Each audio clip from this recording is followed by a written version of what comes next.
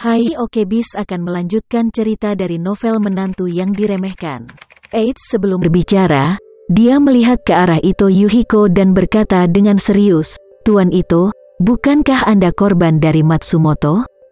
Jika aku tidak bisa membunuhnya, dia mungkin akan mengirim seseorang ke rumah sakit untuk mengejarmu, seperti hantu. Apa Anda tahu berapa banyak orang yang akan dia bunuh di Tokyo?" Melihat kebenaran dan keberanian Zain, Ito tak bisa menahan takjub dengan, "Zain, dasar orang tak tahu malu. Kamu membunuh Matsumoto, membunuh tangan kanan Matsumoto, dan bahkan membunuh anak laki-lakinya. Ini bisa dimengerti, tapi kamu membunuh seluruh keluarga. Tua untuk istri dan anak-anakmu masih seperti yang dikatakan nenek moyangmu di Indonesia. Kenapa kamu ada di sini, dan bahkan moral dasar dan keadilan diabaikan? Sekarang apa yang sebenarnya dia maksud dengan ini? Bukankah dia menghancurkan keluarga Matsumoto, atau apakah dia melindungiku dengan menyamar? Apakah aku harus berterima kasih karena telah membunuh keluarga Matsumoto? Apa-apaan ini logika sialan?" Namun, di kenyataannya, Ito Yuhiko masih berkata dengan emosi, "Oh, ini benar-benar berkat Pak Sucipto. Jika tidak, saya mungkin masih memiliki bahaya dan ancaman yang tak terhitung." Zain mengangguk dan berkata dengan ekspresi yang agak arogan, "Saya harap TMPD dan Departemen Keamanan Dalam Negeri Jepang dapat memahami kebenaran ini. Terkadang, pembedahan yang diperlukan masih diperlukan, meninggalkan jaringan kanker di dalam tubuh. Itu hanya akan menyeret seluruh kota, dan saya terbang dan melakukan operasi bedah yang tepat di Tokyo." Ito Yuhiko mengangguk setuju, tapi dia berkata di dalam hatinya, "Sialan, Zain ini adalah anjing sungguhan. Semakin banyak kamu berbicara, semakin kamu merasa malu." Zain melihat waktu dan tersenyum, "Tuan Ito, tubuhmu masih terluka. Aku tidak akan mengganggumu lagi. Suplemen nutrisi yang saya bawakan adalah bahan dan bahan obat alami yang sangat bagus. Saya menantikan pemulihan yang cepat." Dengan itu, tangan kanan Zain, "Karena kita semua memiliki niat untuk bekerja sama satu sama lain, maka saya akan menunggu tubuh Anda pulih, dan kita akan bergerak maju bersama bergandengan tangan." Ito berkata dengan serius, "Tidak masalah. Anda dan saya tetap berkomunikasi kapan saja." "Baik." Zain tertawa dan berkata, "Jika ini masalahnya, maka aku akan pergi dulu." Ito Yuhiko mengangguk, "Tuan Sucipto berjalan perlahan. Aku tidak akan mengantarmu ke sini." Zain buru-buru menepuk pundaknya, "Tuan Ito, sama-sama, istirahatlah yang baik dan sembuhkan lukamu." Ito Yuhiko berkata kepada Emi, "Emi, tolong temani Tuan Sucipto." "Oke, saudara." Zain bangkit dan berjabat tangan dengan Ito Yuhiko.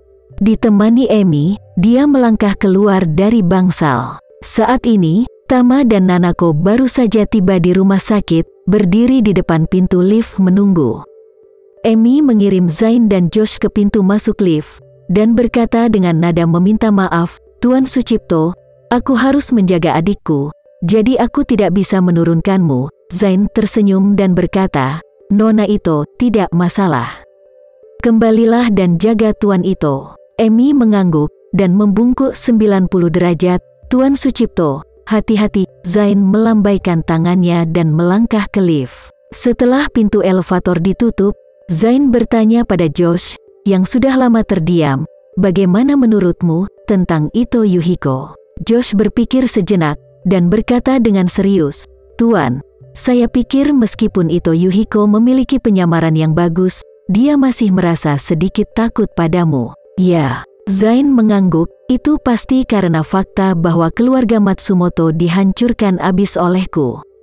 Berpikir tentang itu sekarang, apa yang saya lakukan benar-benar sedikit berlebihan." Setelah dia selesai berbicara, dia melambaikan tangannya lagi dan berkata dengan acuh tak acuh, "Saya tidak peduli tentang dia. Saya membunuh Matsumoto karena dia ingin menyakiti putra dan putri saya. Dia ingin aku mengakhirinya. Jika saya tidak membiarkan dia mati, orang lain akan mengira saya lemah." Kesemek lembut, Siapapun bisa memerasnya? Josh bertanya. Akankah Ito Yuhiko berani tidak bekerja sama dengan kita karena ini? Zain mendengus dingin, dan berkata, beri dia waktu untuk menyembuhkan lukanya dulu, dan kemudian datang padanya. Pada saat itu, kita akan melakukan pendekatan kooperatif, dan akan ada solusi untuk non-kooperatif, jangan khawatir. Pada saat ini, lift mengeluarkan suara ding dan berhenti di lantai pertama.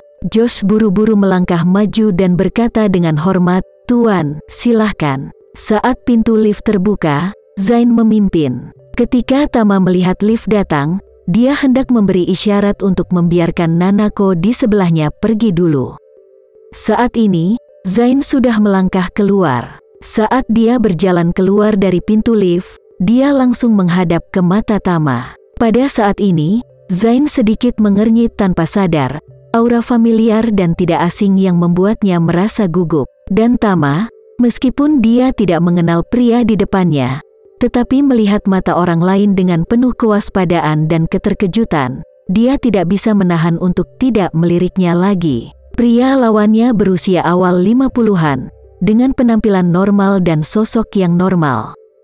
Dia berpakaian sangat mewah. Ada sedikit permusuhan di antara alisnya, dan dia tampak seperti tuan yang kejam. Sebuah wajah, tapi di antara percikan api dan batu api. Ada Nanako di samping Tama, jadi dia tidak terlalu memperhatikan pria ini, dan setelah lewat, dia masuk lift bersama Nanako. Saat pintu elevator ditutup, Zain tiba-tiba berhenti dan menoleh ke belakang ke arah elevator. Josh di samping bertanya, Tuan, ada apa? Zain mendecakkan bibirnya. Aneh, anak yang baru saja memasuki lift memiliki aura yang familiar. Josh bertanya dengan rasa ingin tahu, apakah Anda punya kenalan di Jepang? Zain berkata, ada banyak kenalan, tetapi sebenarnya tidak ada orang muda biasa.